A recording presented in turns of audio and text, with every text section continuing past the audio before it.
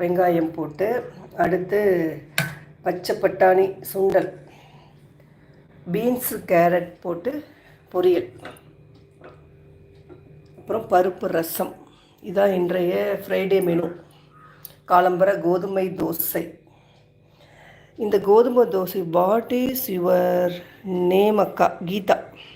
சேனல்லே நம்ம நேம் இருக்கும். இன்றைய சமையல் முடிச்சாச்சு. இனிமேல் ஆரம்பிக்க போகிற தோசைங்க. இது கோதுமை தோசை. மறுபடியும் சொல்கிறேன் எப்படி பண்ணணுன்னு. இந்த தோசை இந்த மாதிரி பண்ணிங்கன்னா ரொம்ப சாஃப்டாக இருக்கும். கோதுமை தோசை தான் டேஸ்ட்டாகவும் இருக்கும். சில பேருக்கு கோதுமை தோசைனா பிடிக்காது. வாங்க நியூ ஹரிணி, ஹாய்.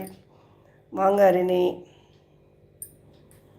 என்னென்னா 4 கரண்டி அளவுக்கு கோதுமை மாவு, 1 கரண்டி அரிசி மாவு, சில்லி ஃப்ளாக்ஸ் போட்டுட்டு, அப்புறம் கருவேப்பிலை கொத்தமல்லி போட்டுருங்க, பெருங்காயம் போட்டுட்டு ஜீரகமும் போட்டுருங்க. நெய் ஒரு 2 டேபிள் ஸ்பூன் விடும்போது உங்களுக்கு வாசனையாக சூப்பராக இருக்கும் இந்த தோசை. அந்த கோதுமை தோசை பிடிக்காதவங்க கூட சாப்பிடுவாங்க. சில பேருக்கு மாவு தோசையை தவிர வேறு எதுவுமே பிடிக்காது. எனக்கு தெரிஞ்சு கோதுமை தோசை பாதி பேருக்கு பிடிக்காதுன்னு தான் சொல்லுவாங்க. இந்த மாதிரி பண்ணிங்கன்னா கண்டிப்பாக நல்லாயிருக்கும். நல்லா மொறுன்னு இருக்கும் அந்த அரிசி மாவு போடும்போது. கண்டிப்பாக ட்ரை பண்ணி பாருங்கள். வரவங்க அப்படியே லைக் பட்டனை தட்டி விட்ருங்க. Hi friends, hi. வாங்க எல்லோரும்.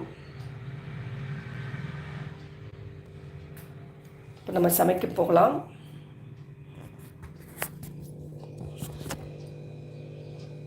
ஃபஸ்ட்டு நான் முள்ளங்கி சாம்பார் பண்ண போகிறேன். நீங்கள் சாப்பிட்டாச்சா? எல்லோரும் எப்படி இருக்கீங்க?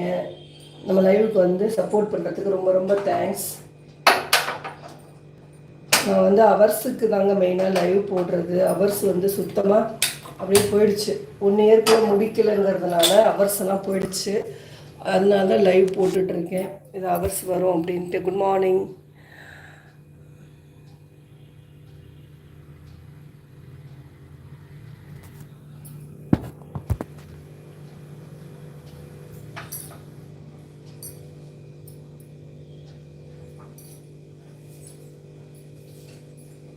நம்ம எண்ணெயை தாளித்து கொட்டிடலாம்.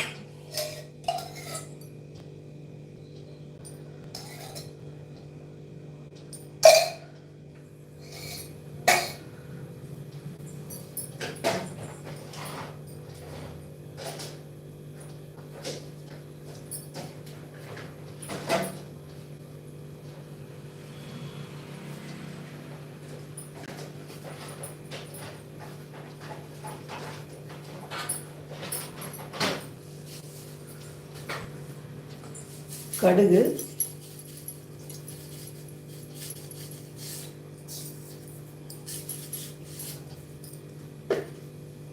அடுத்தது வெங்காயம் போட்டுருவோம்.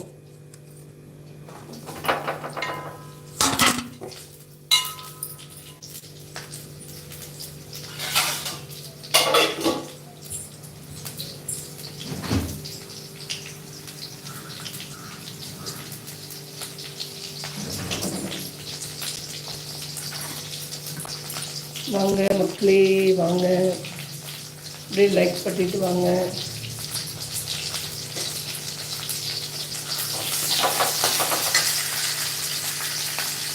அடுத்து தக்காளி பழத்தை போடுறேன்.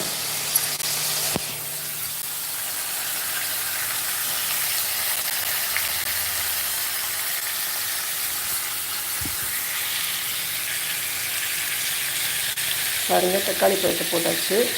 நல்லா வதக்கி விட்ருவோம்.